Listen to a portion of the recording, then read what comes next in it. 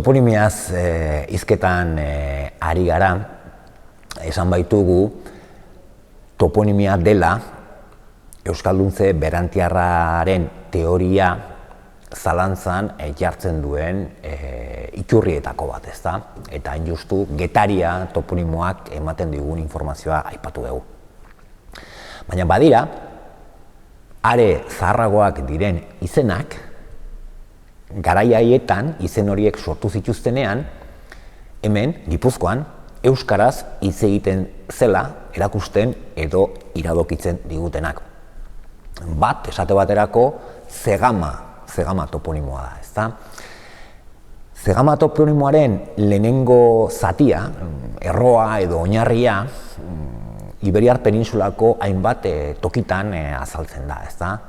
Segobriga, Segovia, Segia, gaur egungo Egea, Seg hori badakigu jatorri indoeuroparreko oinarri bat dala. Eta esan nahi du gainea garaitu, bentzitu esan nahi du nolabait ere, ezta? Bigarren zatia, ama, atzizkia hori superlatibo bat da. Oso edo esan nahi duena. Kontua da, Iberiar penintsula osoan azaltzen den erro hori, hemen, Euskal Herrian, Gipuzkoan, gainerako lekuetan ez bezala, beste modu batera bilakatu dela, eta gaur egun ez degula esaten Segama eserekin, hemen Euskal Herrian Zegama zetarekin esaten dugu. Baina Iberiar penintsulako gainerako lekuetan, eseak jarraitzen du, jendeak Segovia eserekin esaten du. Horrek zer erakusten dugu? Orain dela 2000 urte baino gehiago, erromatarrak iritsi aurretik, hemen Euskaldunak zeudela. Eta Euskaldun horiek jatorri indoeuroparreko izen hori, Segama hori, euren hizkuntzara moldatu zutela, euren sistema fonetikora moldatu zutela, eta hitz hasierako ese hori zeta bihurtu zutela. Eta horrek erakusten digu, hori Euskaldunek egin zutela.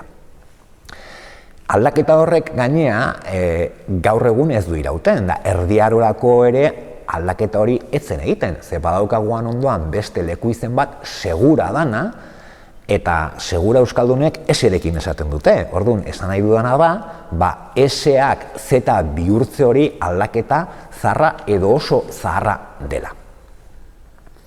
Galdera izan daiteke nolatan dauzkagun hemen Gipuzkoan, Euskal Herriaren bihotzean, jatorri indoeuroparreko hain izen zaharrak, erromatarrak iritsi aurreko izenak, ez da. Harritzekoa litzatekeena da, euskerazko izenak bakarrik egotea. Hemen Gipuzkoan beste jatorri batzuetako izenik ez egotea. Izan ere, Euskaldunak ez gera munduari bizkarra emanez isolatuta gure zilborrari begira egondu beran herri bat. Euskaldunak herri ireki bat izan du gara, eta garaian, gure inguruan, gure kontekstuan, zeuden kultura nagusienen ekarpenak eta eraginak jaso ditugu. Erromatarrak iritsi zirenean, haiengandik maileguak hartu genituen, haien eragina gure hizkuntzara sartu genduen.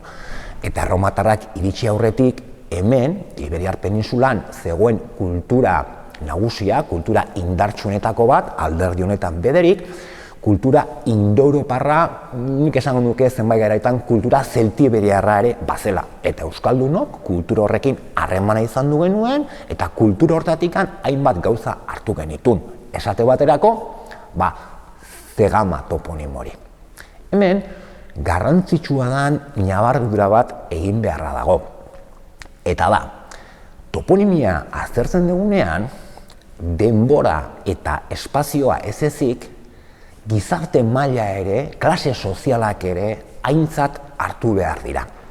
Azken batean, izenak pertsonek sortzen dituzelako, eta pertsona guztiok ez daukagulako gizarte maila bera. Nik esate banima diot, edonorri, hemen Gipuzkoan, gaur egun, Soraluz esaten diogun toki hori, Placencia de las Armas izen hori, Euskaldun korriente batek, Euskaldun langile batek sortutako izenaren zantzua badu? Ez, Placencia de las Armas. Bueno, izen hori, horrela, ikusita, edonork onartuko du, jauntxo batek, edo errege batek, edo gizarte maila garaiko norbaitek sortutakoa dela. Herritar arrunt bati ez zaiola okurritzen, Placencia de las Armas izena sortzea. Eta Zegamarekin ere, gauza berdinak gertatzen da. Zegama toponimoaren esanahia da herri garaitzaileena. Garaipen handienak lortu ditun herria, ez da. Eta nik usten dut horrelako izen bat ez zaiola otutzen, ez zaiola okurritzen hemen bertako herritar arrunt bati, hemen lanean dihardun herritar bati. Zegama izena, itxura guztien arabera, gizarte maila garaiko, norbait, agintea duen norbaitek, edo aberatsan norbaitek sortutako izena da, ez da. Horrekin zer esan nahi dut, azken buruan, hemen, Gipuzkoan, erromatarrak iritsi zirenean, eta erromatarran aurretik ere, euskeraz hitz egiten zen, nik bederik horretan ez dauka zalantzarik, baina ez zen euskaraz bakarrik hitz egiten. Euskaraz bakarrik ez zela hitz egiten diodanean, ez dut esaten herritar arruntek, herritar gehienek hizkuntza bat baino gehiago zekitenek, ez. Esaten izena da, eliteek, gizarte maila garaiko personek, garai hartan, inguruan, garrantzia eta prestigio handia zuen hizkuntza ere bazekitela.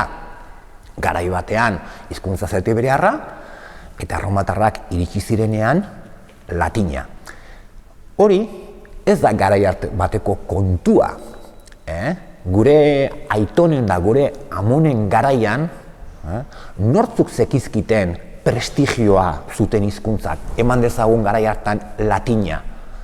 Herriko jauntxoek, apaizak, idazkariak, haiek bazekizkiten euskeraz gainera, latina, edo eman dezagun erdara. Hortaz, Gipuzkoan, orain dela 2000 edo 2000 urte baino gehiago, euskal jatorrikoak ez diren izenak egoteak, erakusten diguna da, garai hartako eliteek, orduko hizkuntza prestigio zutenak bazekizketela eta erabiltzen zituztela. Baina nik esango nuke herritar gehienek, herritar langileek batez ere euskaraz hitz egiten zutela. Euskalduntze berantiarraren teoriari eusten diotenez, aro aldaketaren garaian, erromatarrak iritsi zirenean, Hego Euskal Herrian, Hego Euskal Herri osoan, edo Hego Euskal Herriko alderdi batzuetan, ez zen euskeraz hitz egiten. Hortaz, galdera litzateke Euskalduntze berantiarraren teoriei eusten dietenen arabera nondik iritsi zen bada euskara Euskal Herrira. Eurek diotenez, euskara hor Pirinio mendikatearen erdialdetik edo iritsi zatekeen Hego Euskal Herrira, ez da? Hain zuzen ere, aski ezaguna da, Oksitanian, hor Garona garaian, badirela inguru batzuk, Bañers de Luxon, San Bertan de Comins, Euskal Enborreko epigrafia idazkun asko azaldu direnak, ez da? Eta horretan oinarri hartuz, Euskalduntze berantiarraren teoriaren defendatzaileek diote euskara handik, Oksitaniatik, Bañers de Luxon, San Bertan de Comins ingurutik edo iritsi zela Hego Euskal Herrira, eta iritsi zela gainea erromatar imperioa aurreratua zegoenean, esaten dute, 4., 5., 6. gizaldian, ez da? Kontua da, azkenaldi honetan, Sorian, Euskal Herritik kanpo, da pixka bat urrunxeago, euskal jatorriko edo euskal enborreko hainbat inskripzio edo epigrafe azaldu direla, eta euskal jatorrikoak direlako zalantzarik ez dago.